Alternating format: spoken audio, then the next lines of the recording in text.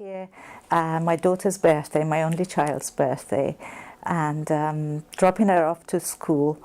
As she opens the door to get out, and I'm turning to say happy birthday, boom, I'm rear-ended from the back.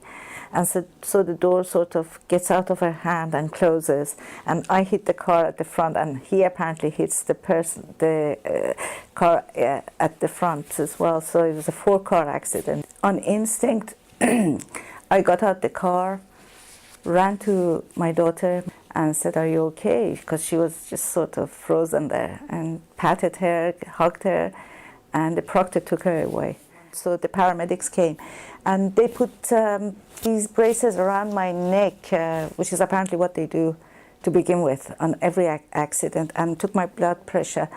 And I was under the impression that this is too tight, not realizing it was my neck that was swollen. And I said, "No, I can't. Can you loosen this?" He said, "No." The paramedic said, "No, it's standard procedure." So they took me to San Antonio's hospital, and the doctor examined me. And all along I was saying, "Look, I'm fine. It's my daughter's birthday. I've got to pick up the cake. I have guests coming at the venue." And so he said, "You have to have an X-ray." I said, "No," I waived that. So I signed papers, released myself. I didn't even want to go to the hospital, but people insisted. So anyway, I came home. I noticed I made myself a cup of coffee. The coffee fell, and I was really not happy about that. I thought, why am I not feeling anything? And a neighbor picked me up from the hospital, by the way, because I couldn't drive.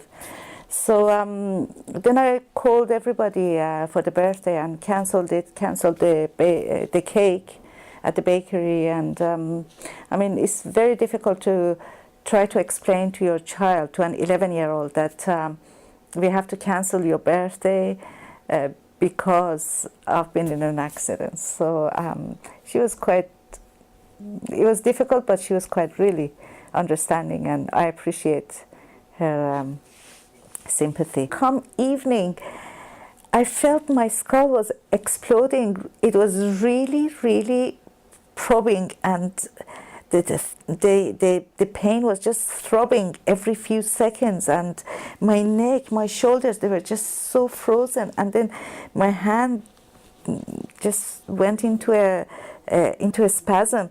Mr. Lee was the second attorney that I called.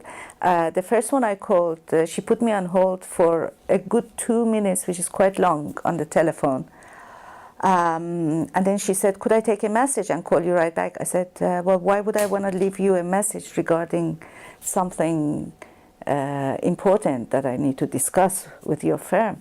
I said, "No, you can't take a message," and I hung up. Then I found Mr. Lee's number. Right away, his office picked up, and they transferred me on to Mr. Lee. I explained the situation. He said, "Well, he's going to send somebody over, a detective, to assess the situation, and we'll go from there." And he came like a day or two on time, really punctual, very professional.